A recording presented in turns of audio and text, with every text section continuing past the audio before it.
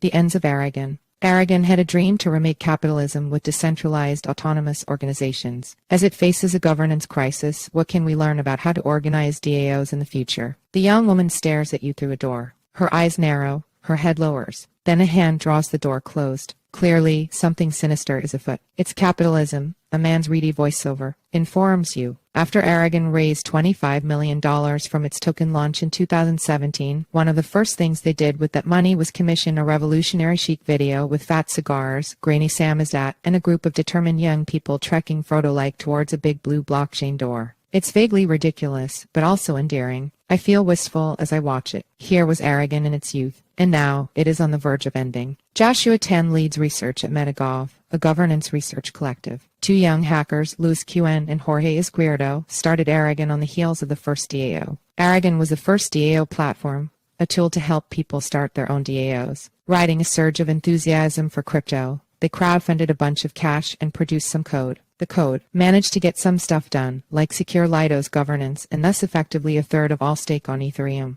But team turnover, governance paralysis, and operational missteps caused the product to fall behind the rest of the industry. While the product foundered, funds from the token launch were managed by the Aragon Association, a Swiss nonprofit, and grew to over $200 million in value due to the rally in ETH. During a planned governance transition from the Aragon Association to the Aragon DAO, some activist investors, or governance raiders, as some like to call them, bought up control of the DAO and started lobbying for the liquidation of the treasury controlled by the nonprofit. This attack, exacerbated by internal tensions in the nonprofit board, triggered some complex legal and financial maneuvers, resulting recently in the exit of about $75 million from the ecosystem as well as the effective liquidation of the nonprofit, the DAO, and the token. For now, a diminished Aragon lives on in the form of a new nonprofit to be funded by a reserve of funds from the liquidation. How did Aragon get here? In one telling, Aragon is the story of how a group of kids learn the hard way that building a new world order isn't quite as straightforward as writing a white paper or cutting a slick video.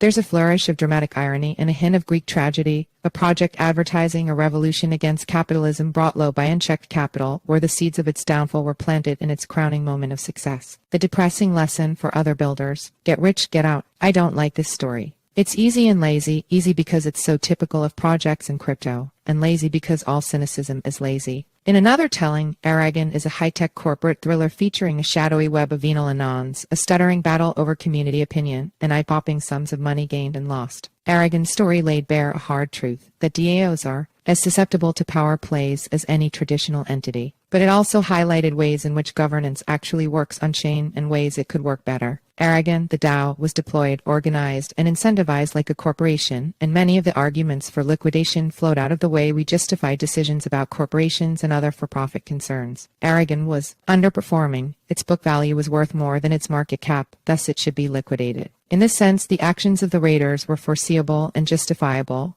just as well-functioning capital markets should have a place for activist investors. I would love if this crisis could be an opportunity to re-examine the roles of such activist investors, just as the Curve Wars or the recent fallout between Ov and Llama have given us opportunities to reevaluate the roles of professional delegates. Wall Street responded to the hostile takeovers of the 1980 seconds with a raft of poison pills mechanisms that discourage any one shareholder from obtaining too large an interest in a company, and other policies that concentrated power in executive teams and reduced the dynamism of capital in those markets. But those are not the only options to guard against DAO raiders. For example, we could introduce more disclosure and staking guardrails for large investors, or install community-managed buyouts that create a decentralized version of white knight defenses where a preferred investor buys out the raider. The lesson: much has been said about the limitations of coin voting, but if you do have coin voting, you should do it well. DAOs are not corporations, but the DAOs that are corporations should invest in good corporate governance. Decentralization cannot be an excuse for exploitation. Two technologies. At its deepest level, Aragon is a tale of two technologies. Aragon DAO had codified through its token a set of corporate incentives. Token holders wanted to maximize returns. Team members wanted to advance their careers. The underlying blockchain operators wanted their fees. But the Aragon Association, a Swiss nonprofit, was organized around a mission, with a board legally and ethically responsible for fulfilling that mission.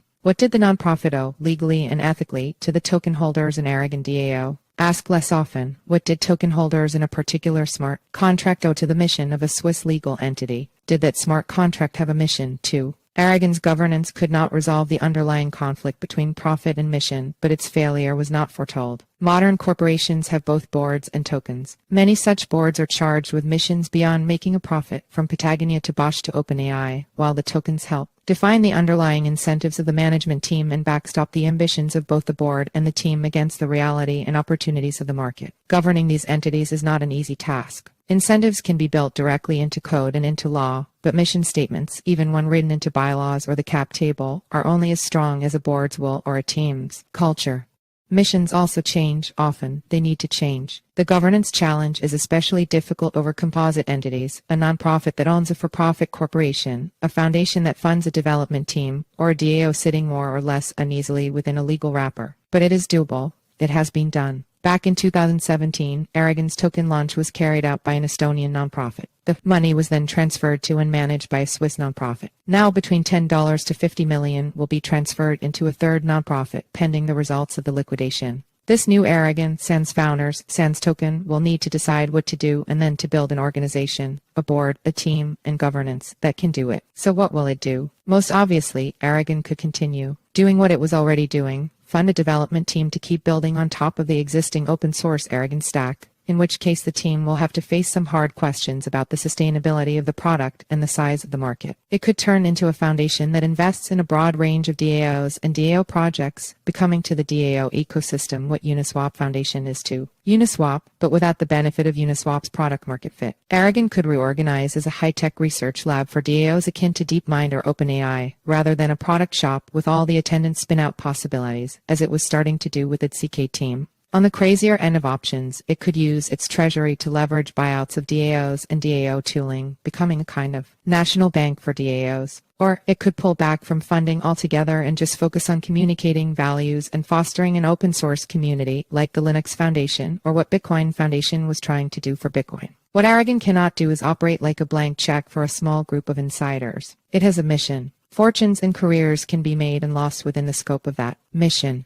Markets will rise and fall. DAOs may go on to own 50% of the world economy, with Aragon leading the way. Or DAOs might prove to be a gleam on the bubble of crypto. But the mission remains. It is why Aragon remains. The lesson is simple. If you're a nonprofit, act like a nonprofit. It'll take a while for the new Aragon to figure things out. In the meantime, it should build a brain trust. Perform an act of goodwill. Nurture a dream. Good luck. You're going to make it.